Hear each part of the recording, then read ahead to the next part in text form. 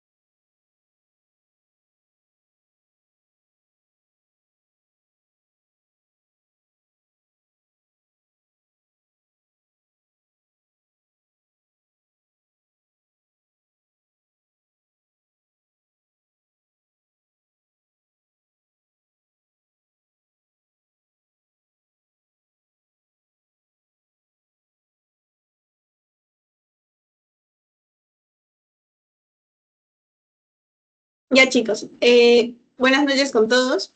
Espero que se hayan logrado realizar el pretest que les dejé en el chat. Y eso, en primera instancia, disculparme por no poder haber realizado la asesoría el día viernes. Tuve una complicación personal.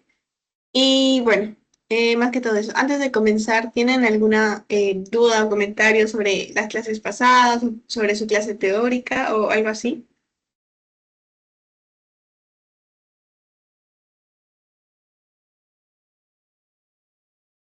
Nada. Ya chicos, listo. En todo caso, estoy un poquito mal de la garganta, entonces voy a tener que hacer pausas constantemente para tomar agüita y ya, eso. Voy a dar, vamos a empezar lo que es la clase, ¿ok? Entonces, el día de hoy vamos a tocar la sesión número 3 de química, que es de hidrógeno y carbono, ¿no? Bueno, vamos a ver un poquito un esquema, bueno, un diagrama, sobre la distribución de los elementos en el cuerpo, ¿no? Tenemos que el 3.2 es nitrógeno, estamos formados por nitrógeno, hidrógeno, carbono y oxígeno, ¿no? Principalmente el chon, como se le dice. ¿No? Pero también tenemos otros elementos dentro del cuerpo, ¿no? Como el fósforo, azufre, calcio, sodio, cloro, magnesio, etcétera, ¿no? Que forman parte de nuestro cuerpo e intervienen en los diferentes procesos metabólicos que tenemos. Ahora, de igual manera, esta es la distribución general, ¿no? Ahora vamos a ver según su porcentaje de átomos. ¿No? Que vemos aquí.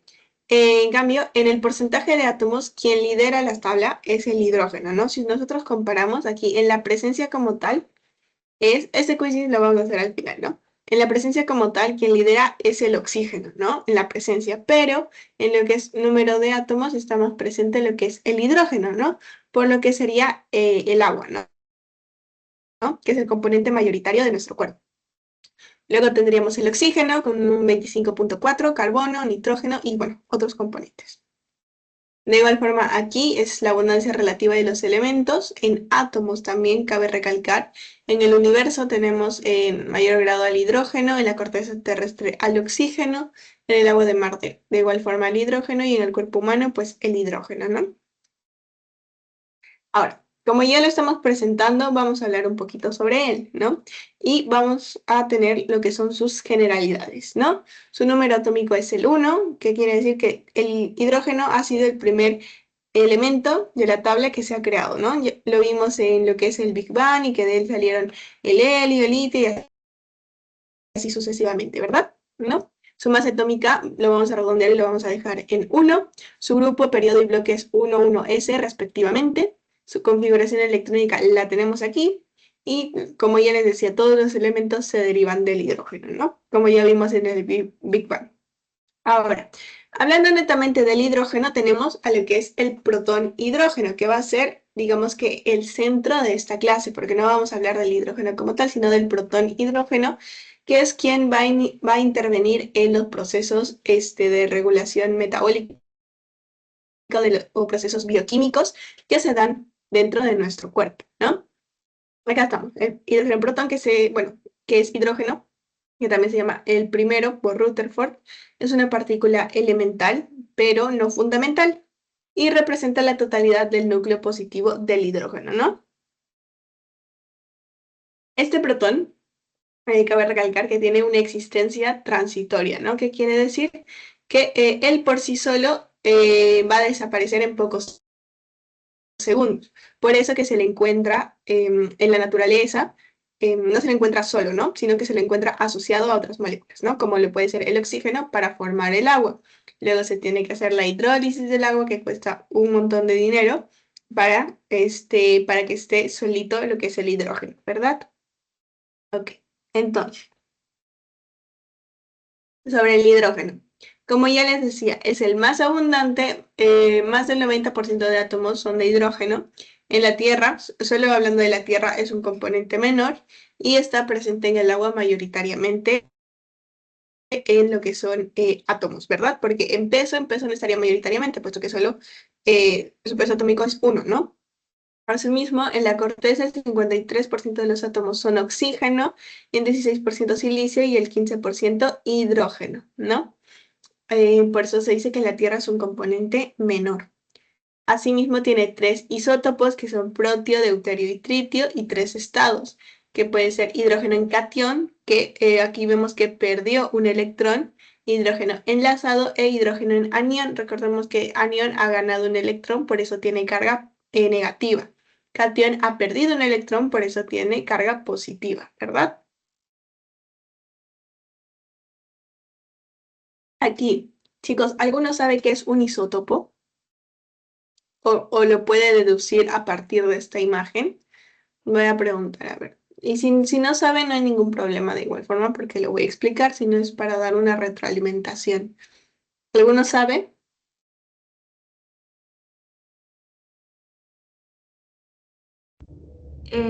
Mismo número atómico.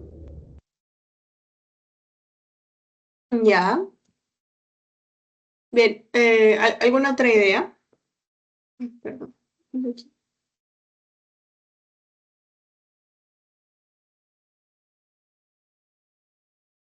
Ok, chicos. Un isótopo va a ser el mismo elemento, por ejemplo, acá tenemos en el caso del hidrógeno, pero en el cual lo que va a diferenciar a cada uno va a ser su neutrón, ¿no? La cantidad de neutrones. Básicamente eso es eh, un isótopo, ¿no? Acá tenemos tres, protio, deuterio y tritio, que vendrían a ser los isótopos del hidrógeno, ¿no? O sea, mismo número de protones, como se puede apreciar, pero distinto número de neutrones. Es decir, que tienen el mismo número atómico, pero diferente número másico, ¿no? ¿Se acuerdan que el número atómico era P, ¿no? Protón es igual a electrón. O sea, la Z, lo voy a escribir acá. Z es número atómico. Acá, ¿se acuerdan? Uy, bueno, con este. ¿Se acuerdan que era Z, ¿no? Y que, bueno, en un estado donde es neutro, donde no tiene carga, el protón, la cantidad de protones va a ser igual a la cantidad de electrones, que va a ser igual a Z, ¿no? A lo que es su número atómico, ¿no? Pero en cambio su número másico, ¿no? La A, que nos medía neutrones y protones, va a ser distinto, porque acá como vemos, protio tiene un protón, un electrón y tiene cero neutrones, el 99%, ¿no? Que lo conforman. En cambio, deuterio tiene un protón, un electrón y un neutrón, ¿no? Como podemos apreciar acá. Un protón, un electrón y un neutrón. Acá en el núcleo se ve. Y está presente en el 0,015%, ¿no? Y por último tenemos al tritio, que está presente en 1 por 10 a la menos 18%, ¿no? Aquí falta el símbolo de su exponencial, y va a tener dos neutrones, ¿no? Entonces, básicamente, un isótopo es, bueno, tiene mismo número atómico, pero como dijo Kiara, me parece, pero distinto número másico, ¿sí? Entonces, ¿cuál es el que varía? Pues la cantidad de neutrones, ¿no? A ver, continuamos. Ok. Acá tenemos lo que ya les mencionaba de lo que son los iones, anión hidruro, ¿no? Que es aquel que ha ganado un electrón. Catión es un ion hidrógeno o protón hidrogenión, protón o hidrogenión también se le llama. Y enlazado que forma enlaces no metálicos, no metálicos estables, como con el carbono o el nitrógeno, y son cinéticamente estables, ¿no? Vamos a ver a continuación al hidrógeno como compuesto, ¿no? Se va a enlazar al grupo 1A, los metales, o con el grupo 2A, ¿no? Que puede ser bario, estroncio, calcio, ¿no? Para formar hidruros, ¿no? Acá tendremos un hidruro de sodio, hidruro de calcio, en este caso, ¿no?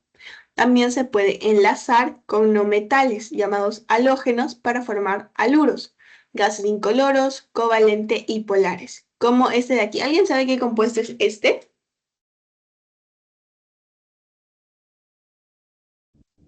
Ácido, no, cloruro de hidrógeno. No, ¿Estabas bien?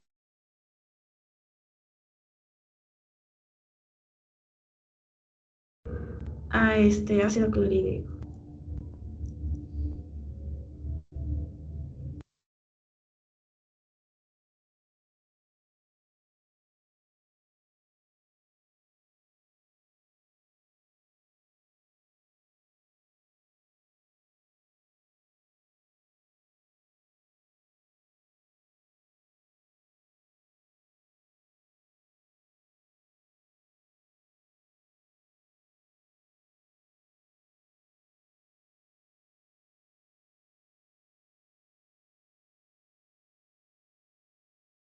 Chicos, se me fue el internet, pero ya volví. Ok. Apagué mi cámara para que no haya estos problemitas por si acaso. Si se me escucha recortado, también avísenme, por favor. Kiara, estabas bien al inicio. Sí, es un ácido. Es el ácido clorhídrico, el que está acá, ¿no? Su fórmula es HCl, tiene un peso molecular de 36,46 gramos por mol. Su composición es principalmente cloro con un 97,23% y un de hidrógeno 2,76, ¿no? Tiene un color amarillento gracias a la presencia de trazas de fierro, cloro o materia orgánica. También se le conoce como ácido muriático que se utiliza para limpiar los baños. Generalmente sus mamás lo deben usar, ¿no? Y fue nombrado como Muriato gracias a Rutherford, quien es quien dio la mayor parte de los nombres a los compuestos. Y bueno, lo tituló así por la presencia de cloro en los compuestos, ¿no? Ay, no, perdón, Rutherford, no.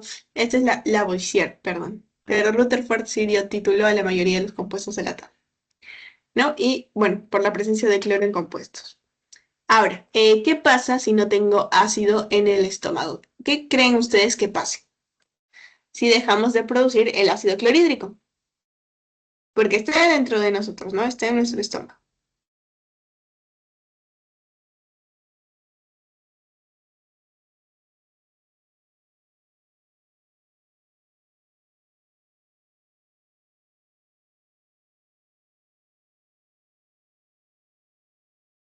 Ujú.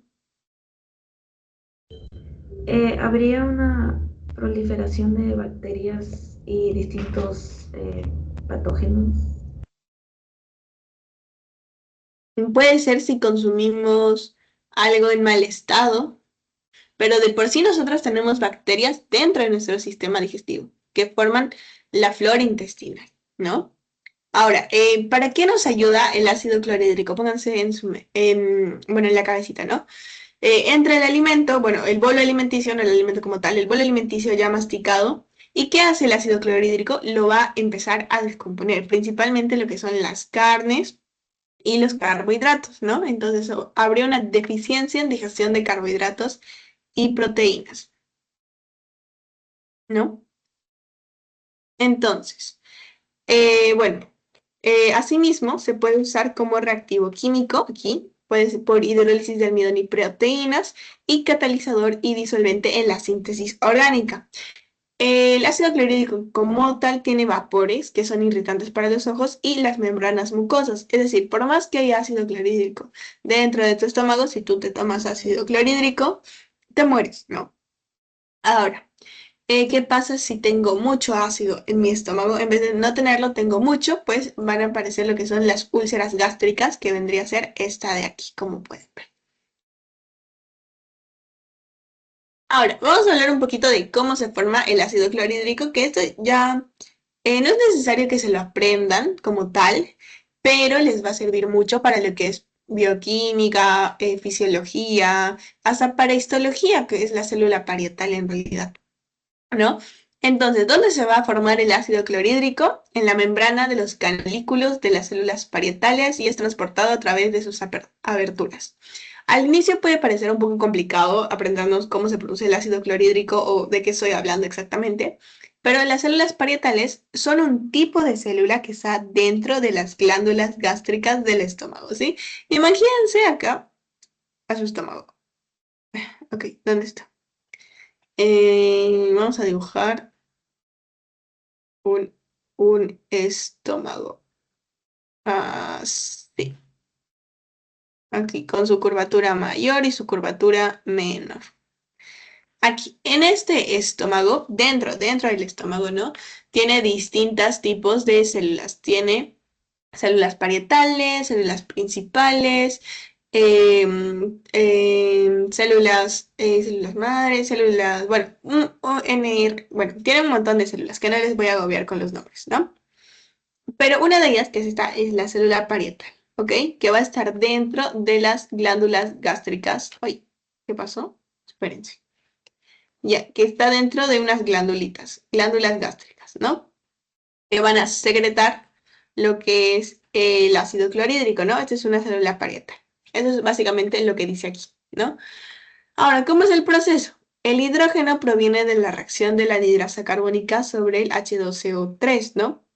Es intercambiado por el cloro y el cloro difunde por el polo apical para juntarse con el hidrógeno y formar el ácido clorhídrico. Acá. ¿Alguien me puede decir qué entendió?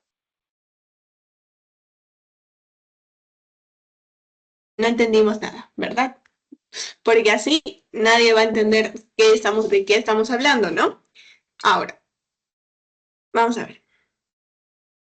Aquí, como ya les decía, este es su estómago y acá adentro tenemos la célula parietal que vendría a ser esta dentro de las glándulas gástricas. Acá tenemos un vaso sanguíneo y nos vamos a centrar exactamente en el lumen de la célula parietal, ¿no? Acá está la membrana apical. Apical significa que está más arriba, más exteriorizado.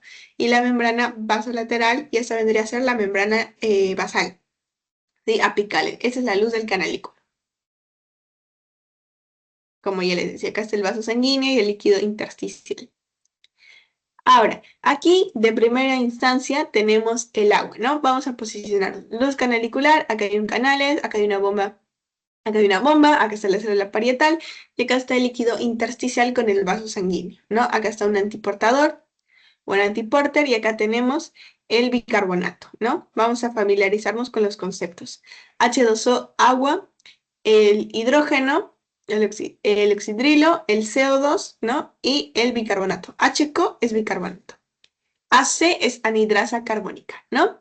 Entonces, gracias a la ejecución de la anhidrasa carbónica, el agua más el CO2 nos van a dar lo que es el bicarbonato, ¿verdad?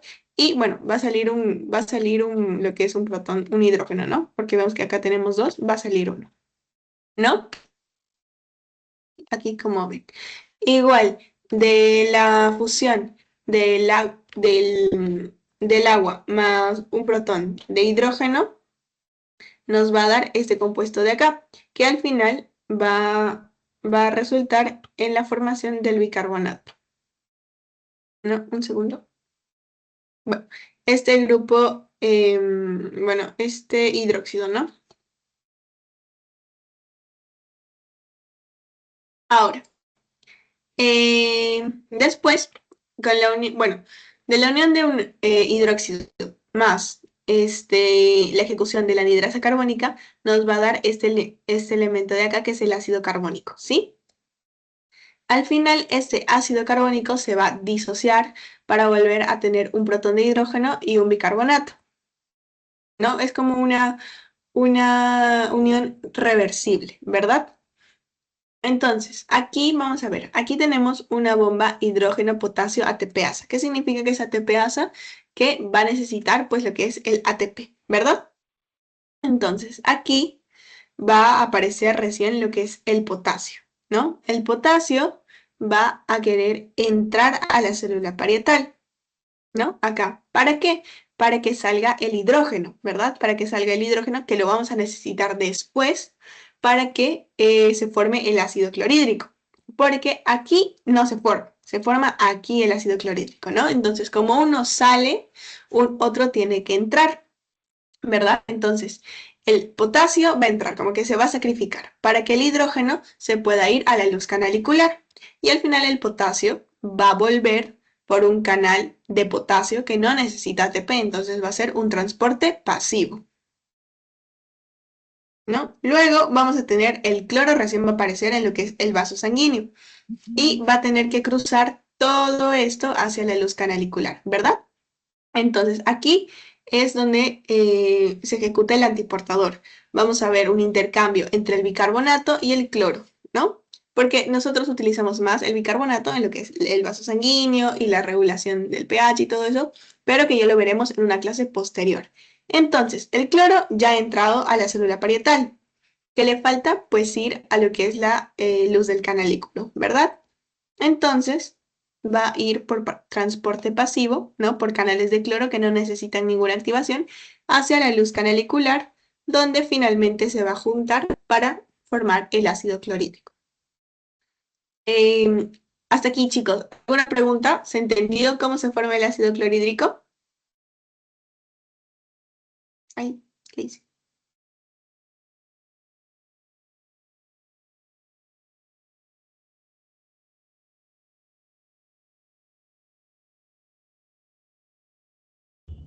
Disculpa, la verdad no lo entendí muy bien.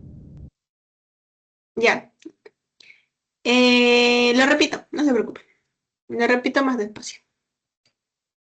¿Dónde está? Esperen, no me deja. Bueno, cuando me deje. Listo. Ya, lo voy a explicar con esta diapositiva de acá. ¿Ya? Les mencioné que el ácido clorhídrico se va a formar en la luz canalicular de la célula parietal, ¿no? La célula parietal es una célula que va a producir el ácido clorhídrico dentro del estómago. Hasta ahí estamos claros, ¿verdad? Sí, Ya, hasta ahí. Entonces, ¿qué necesitamos para el ácido clorhídrico? Hidrógeno y cloro, ¿verdad? Entonces, en la célula parietal, de por sí, ¿qué vamos a tener? Vamos a tener agua, ¿no? Agua. Esta agua se puede disociar, ¿no?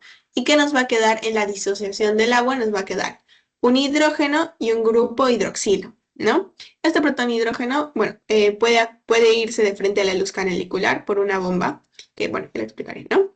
Entonces, después de eso, vamos a tener la interacción de de una molécula de agua con el CO2, ¿sí? Por la anhidrasa carbónica, ¿ok?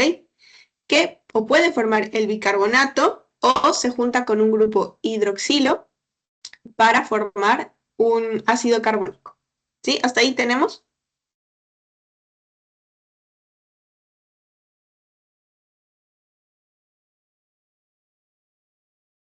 Hasta ahí tenemos, ¿no? O sea, tenemos dentro de la célula tenemos agua que se puede disociar o se puede juntar con el CO2 y el hidroxilo para formar ácido carbónico. ¿Sí? Acá está. Acá está. De esto estoy hablando. Este ácido carbónico se va a disociar, ¿no? Y nos va a quedar lo que es el bicarbonato y otro protón de hidrógeno, ¿no?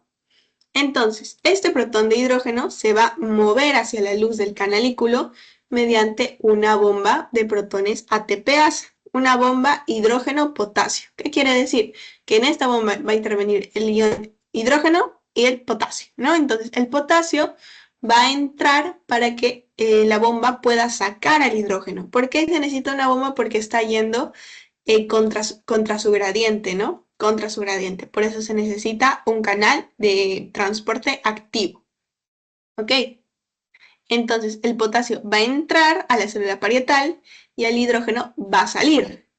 Y este potasio, de igual forma, va a volver a la luz del canalículo por este canal, que es el canal de potasio, ¿no? Ahí, pasivamente, de manera pasiva. Es decir, no va a haber ATP. Ahora, ya tenemos un compuesto, ¿verdad? Ya tenemos al hidrógeno. ¿Qué nos falta? El cloro. El cloro que está aquí en el vaso sanguíneo se va a tener que ir hasta acá, ¿verdad? Hasta acá. Y esto lo va a hacer gracias a un antiportador, que básicamente el antiportador es como que, ok, yo te dejo pasar cloro, pero necesito que alguien salga porque no puede haber un desbalance. Entonces, ¿quién le va a ayudar? El bicarbonato. El bicarbonato le va a decir, ok, yo me voy al vaso sanguíneo y tú entra a la célula parietal, porque yo tengo que intervenir en otros procesos y tú tienes que formar el ácido clorhídrico. Entonces, van a intercambiar sus posiciones, ¿no? El bicarbonato se va a ir, el cloro va a entrar y luego se va a ir de nuevo a la luz del canalículo, va a ir por canales de cloro que no necesitan ATP. Aquí es donde se van a juntar y se va a formar el ácido clorhídrico. ¿Esta vez sí quedó un poco más claro? Sí. Sí. Listo. ¿Alguna duda? Una consulta. Eh, quiero saber qué es lo que determina que ciertos iones pasen por una... Ah, no, nada, estoy bien. Que ciertos iones pasen por unos canales. Sí, algo así. Ah, ya. Los canales, ustedes ven la membrana, bueno, a ver, les voy a poner una imagencita para que entendamos. Está bien, está perfecto todo. ¿Cómo agrego una diapositiva? ¿Cómo se agregó? Acá está. Ya, aquí. Nosotros sabemos que acá, voy a dibujar, tenemos nuestra, acá, ya, listo. Tenemos nuestra bicapa lipídica. Disculpen el dibujo. La bicapa lipídica, ¿no? Aquí tenemos la cabecita del fosfolípido, cabecita, cabecita, cabecita, ¿no? Acá también por debajo cabecita, cabecita. Y aquí lo demás del fosfolípido, que son, vamos a decirles, dos patitas, ¿no? Así. Básicamente así es nuestra bicapa lipídica o nuestra membrana celular. Pero aquí en la membrana no solo tenemos fosfolípidos, ¿no? También tenemos los canales, que son proteínas, que pueden ser así, ¿no? Estos canales de proteínas o estas proteínas transportadoras, los canales pueden ser activos o pasivos, ¿no? Ya les van a enseñar sobre biología. Activos significa que va a ir en contra de su gradiente, es decir, que va a ir de menos a más. Pasivo va a ir de más a menos, por lo cual no necesita ATP. Eso es lo que les caracteriza, ¿no? Les estoy dando una vista general. Ahora, lo que determina qué iones pasan, qué ion, por ejemplo, acá, esto es un canal de potasio pasivo, ¿ah? Pasivo, no necesita ATP. Y viene, yo qué sé, viene el cloro y le dice, yo quiero pasar, hazme pasar. No, o sea, no lo deja pasar. Uno, puede ser su tamaño. Dos, puede ser su carga. Y tres, el que es más importante es el filtro de selectividad que tenemos acá en cada uno de estos canales, ¿no? Son muy específicos, es decir, que tienen ciertos compuestos dentro de esta proteína que ejercen el filtro de selectividad. Es como que le dicen, ok, el cloro, lo examinan, por llamarlo de alguna manera para no complicarles con los términos, lo examinan y le dicen, no, tú no eres potasio, no puedes pasar, porque en primera, potasio es positivo, potasio es un poquito, potasio es más chiquito, ¿me entienden? O potasio es más grande que cloro. Y bueno, y también ahí interviene lo que es el agua, porque un dato que les puede servir es que los iones o las moléculas que tienen que entrar a la membrana siempre entran deshidratadas gracias a las proteínas transportadoras. Siempre entran deshidratadas. ¿Te absolví la duda? Sí, o sea, deshidratada se refiere a cuando entran sin agua, ¿no? Acá les quitan las moléculas de agua que pueden tener. Y también, bueno, más que todo es el filtro de selectividad que tiene cada canal o cada bomba también. ¿Listo? Ok, gracias. De nada. A ver, chicos, me dan un segundito, por favor.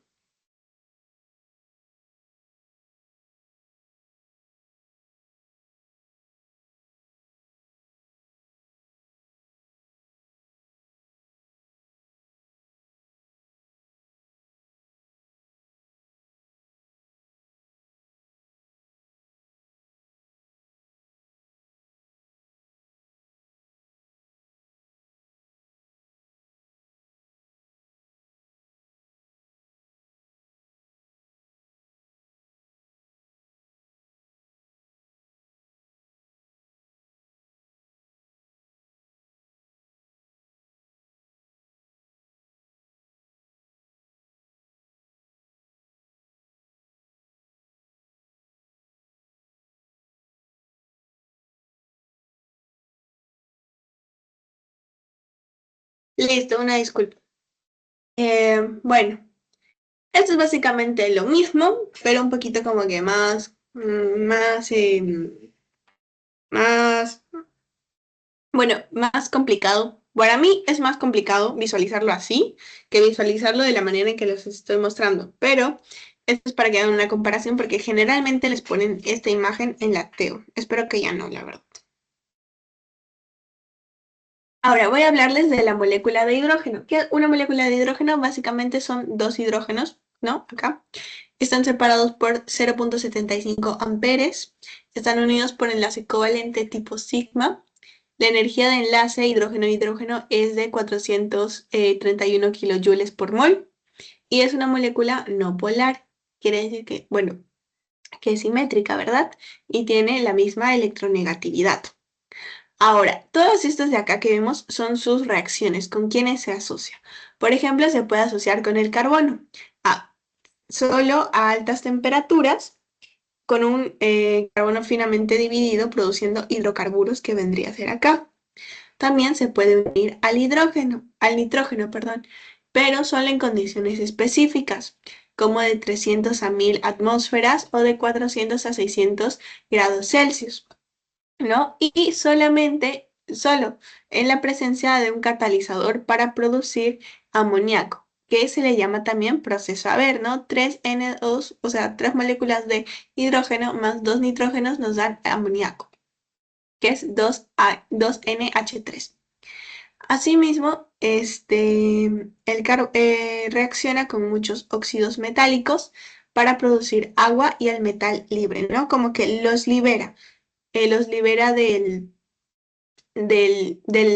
oxígeno, ¿no? Por acá, por ejemplo, acá tenemos el óxido cúprico, ¿no? Más una molécula, jala al oxígeno y libera el cobre. ¿Por qué? Porque la molécula con la que tiene más afinidad es el oxígeno, ¿no? Por eso se lo lleva de algunos óxidos y es un agente reductor. Aquí tenemos los medios de movilización del oxígeno. Puede ser por transporte o puede ser aquí les voy a mostrar dónde está, o puede ser por transferencia, ¿no? Primero vamos a hablar del transporte. Es un desplazamiento del hidrógeno incorporado a moléculas en una solución. Pueden ser canales iónicos de protones, ATPasas, que son bombas de protones, que acá lo vimos, ¿ven? ATPasas. Bombas de protones bombas de protones que no usan ATP, como son los complejos 1, 3 y 4 de la cadena respiratoria mitocondrial. Esto no es necesario que se lo aprendan porque esto lo van a ver en biología. Así que para química, por lo menos, no se lo aprendan. Para biología, sí. Ya si quieren que les explique esto un poquito más adelante, cuando recién toquen el tema más detallado, me avisan. Pero creo que también tienen sesiones de bio. Entonces, esto tiene funciones, ¿no? La movilización del hidrógeno puede, gracias a los nutrientes, para producir nutrientes en contra del gradiente de concentración, para regular el pH, que va a ser una gradiente usada para bombear protones fuera de las células, para señalización celular, para activar vías de señalización y producción de ATP en la membrana de la mitocondria interna, ¿no? Para impulsar síntesis de ATP a través de la fosforilación oxidativa que se va a llevar a cabo en la unidad 5, en esta de acá, la 5, la ATP sintetasa de la cadena respiratoria mitocondrial. Y bueno, también en el ciclo de Krebs, como se puede ver. Y bueno, la transferencia es el movimiento del protón de un ácido a una base, que son óptimas a través de los puentes de hidrógeno. Y cabe recalcar que están mal llamados saltos protónicos. Entonces, transporte es el desplazamiento de hidrógeno que está incorporado a moléculas a través de una solución. En este caso es una solución acuosa porque está dentro del cuerpo. Y transferencia es el movimiento del protón de un ácido a una base por puentes óptimas a través de puentes de hidrógeno. Esa básicamente es su diferencia. Un segundo, voy a tomar agua.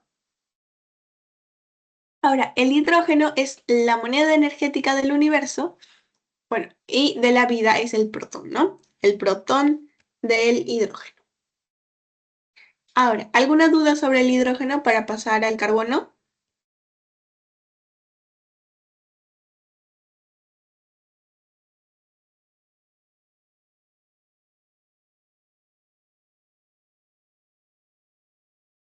Tres, dos,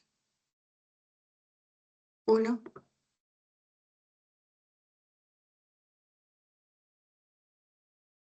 Ok, ninguna duda, chicos. Entonces, procedamos. Ya, el carbono, aquí vamos a ver sus generalidades, es el grupo 14 de la tabla periódica o también llamado 4A. Esta sería su configuración. Tiene una electronegatividad 2.5, que es lo más importante que tenemos del carbono. ¿Qué quiere decir que tiene una electronegatividad de 2.5? Es decir, al medio, que no pierde ni acepta fácilmente electrones, por lo cual forma enlaces covalentes. Entonces el carbono se encontraría como en el punto medio, ¿no? Este es muy especial, ¿por qué? Porque casi todos los compuestos que dan vida lo contienen, ¿no? Y se les llama compuestos que tienen carbono a los compuestos orgánicos. No tan importante es que le cambiaron el nombre. Ahora, acá vamos a ubicar el carbono. Eso es de aquí, ¿no? Y recordemos que la electronegatividad, ¿hacia dónde iba? Hacia la derecha y hacia arriba, ¿no? Hacia la derecha y hacia arriba. Ahora, los átomos a la izquierda del carbono, ¿no? Los que vemos acá, tienen una tendencia menor a retener electrones, ¿no? Es decir, que van a liberar los electrones. Los átomos a la derecha tienen una tendencia a captar electrones, o sea, son más electronegativos, ¿no? Van a retener más. El carbono comparte sus electrones con varias clases de átomos y también con los de su misma especie, o sea, particularmente el carbono no es un átomo egoísta, ¿no? Le gusta compartir lo que tiene. Ahora, para hablar del carbono también tenemos que hablar de su ciclo. ¿Qué pasa en la atmósfera de nuestro planeta con el carbono que generalmente lo encontramos en CO2, ¿no? Tenemos dos etapas, la rápida o la lenta, ¿no? Acá tenemos la rápida o biológica, es la fijación del carbono por las plantas, ¿no? Y luego se va a liberar el carbono a la atmósfera mediante lo que es la respiración también, ¿no? Esa es la rápida, ¿no? Ahora, en la etapa lenta va a haber una mineralización y sedimentación del carbono, ¿no? Porque también es liberado en la atmósfera como carbono orgánico, ¿no? Y después de esto va a haber el carbono se mineraliza y se sedimenta y luego el carbono se libera por el metamorfismo, como puede ser en una erupción volcánica, ¿no? Bueno, y en este caso también puede ser mediante lo que es el metano de las fábricas o de los carros y el dióxido de carbono se liberan en todas, absolutamente todas las actividades humanas, ¿no?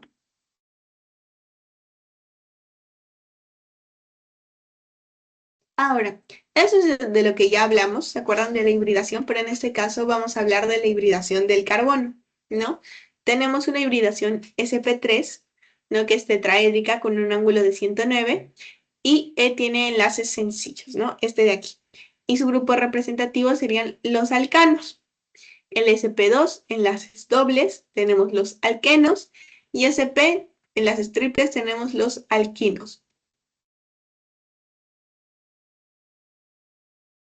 Ahora, el carbono, gracias a su gran capacidad de hibridación que también tiene, tiene una capacidad para formar cadenas o también llamada catenación, que es clave de la existencia de la vida, ¿no? La hipótesis generalmente que tenemos es que cuando el átomo de carbono forma enlaces, combina orbitales de energía similar, dando lugar a nuevos orbitales. Es decir, lo mismo que les explicaba en la segunda clase, de orbital del elemento a orbital molecular, ¿no? De orbital atómico a orbital molecular. Eso básicamente es la hibridación que tiene el carbono y gracias a eso se generan los compuestos, ¿no? Como se puede ver acá, mismo nivel de energía y básicamente es como que se fusionase, ¿sí? Se fusionasen los orbitales para formar esta hibridación, ¿no? Aquí también les muestro otro ejemplo y ya. Ahora, ¿por qué fue elegido el carbono? Pues fue gracias a su gran capacidad de hibridarse, de generar orbitales moleculares. Y aquí se repite una diapositiva. La catenación nos puede dar resistencia y ramificación. Resistencia en la quitina y en los músculos artificiales. Y la ramificación en almidones y glucógeno y celulosa, ¿no? La quitina como puede ser en los camarones. Y la autosaturación nos da la dureza, ¿no? De sus alótropos. ¿Qué quiere decir la autosaturación? ¿Se acuerdan que yo les mencioné que cada elemento aspira a llegar a la regla del octeto, ¿no? Como los gases nobles, entonces nosotros podemos tener hasta 8 carbonos, ¿no? Que van a ser representados por 4 rayitas o 4 enlaces, ¿no? ¿Verdad? Ay, bueno, 4. ¿Sí? Entonces, este, por ejemplo, ay, no sé, ay, bueno, este, por ejemplo, es un carbono autosaturado, ¿no? Ay, espérense. Y ahora sí. Ay, si me deja, ya, listo. Ese, por ejemplo, era un carbono saturado, completamente saturado porque ya no tenía espacio para más enlaces, ¿no? Puede ser los alótropos del carbono. ¿Alguien me puede decir qué era un alótropo o qué es un alótropo?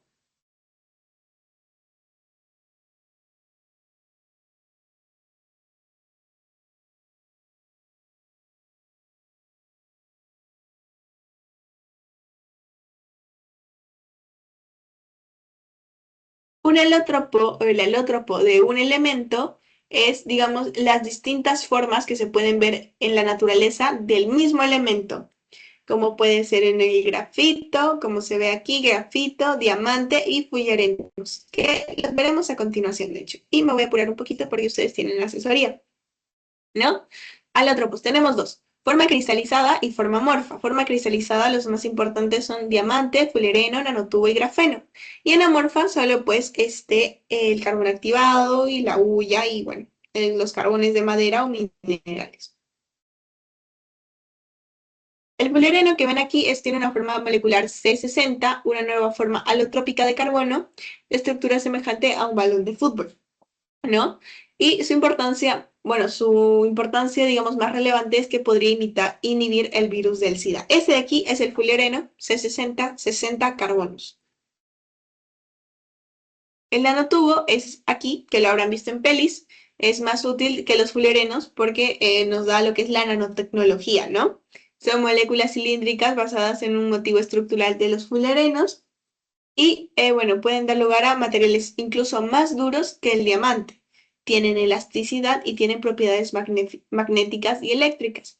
Y en la medicina se utiliza generalmente para los músculos artificiales. Por último, el grafeno, que es todo esto, es una lámina plana que forma en forma de panal. No es completamente liso. ¿Y por qué? Gracias a las variaciones del spin que tienen los carbonos, ¿no? Este es un hallazgo de Novoselov y se produjo cuando dio por intuición con un método imaginativo para aislar capas grafíticas de un solo átomo de espesor. De todo esto, ¿qué hizo Novoselov? Pues básicamente con un pedazo de cinta empezó a quitar bastantes. Cuando ustedes, por ejemplo, a su lápiz rayan toda una hojita, sí, rayan un cuadrado o una hojita, se queda medio gris, ¿no? Entonces, si ustedes con una cinta empiezan a sacarlo, queda un poquito de lápiz, ¿no? Queda un poquito de grafito en la cinta, una lámina delgadita. Básicamente así es una analogía de cómo se descubrió el grafeno, ¿no? Puede estar en circuitos, baterías, pantallas de todo tipo, telas de alta resistencia, embalaje inteligente, etcétera. El dióxido de carbono es una molécula resonante importante para la vida en la Tierra. Tiene una hibridación sp y es producto del trabajo celular, porque es un instrumento para activar bomba de protones en la mitocondria, estimular el centro respiratorio, porque recordemos que el CO2 interviene en la respiración, es lo que desechamos nosotros, ¿verdad? Y regula en la participación del ácido base, que ya lo veremos en en otras asesorías. Un segundo. En cambio, el monóxido de carbono tiene un rol tóxico, es el que se le dice muerte sin dolor, porque, bueno, muerte dulce porque te intoxicas, ¿no? La hemoglobina tiene más afinidad por el monóxido de carbono y en vez de chapar oxígeno, va a chapar monóxido de carbono y te vas a llenar, vas a acumular monóxido de carbono hasta que pues te dé un dolor de cabeza, decaimiento, falta de aire y por último un desmayo, donde no vuelves a despertar, ¿no? Y bueno, tiene rol antiinflamatorio también en algunas ocasiones. Esto, bueno, sería todo. Ahí les mostré la bibliografía por si quieren aprender un poquito más. Y bueno, eso sería todo. ¿Alguna duda, chicos? Antes de dejarlos. Uy, acabé justito, 6 minutos antes.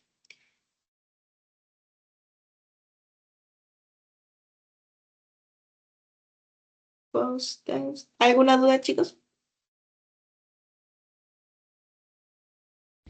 Ninguna. Ya, listo. Entonces, voy a mandarles lo que es el post-test y, y ya. Y compartir. Ay. Uno de ustedes me escribió, hasta ahora no le he respondido. Sí, si se encuentra aquí, discúlpame. Tuve un fin de semana bastante complicado con el tema de la salud. Pero después de la asesoría te respondo, discúlpame si es que estás presente. Que me parece que sí. Listo, les envié el post-test. Complétenlo y pueden salir de la sesión, que me parece que tienen asesoría de PBM, entonces pueden ir normal.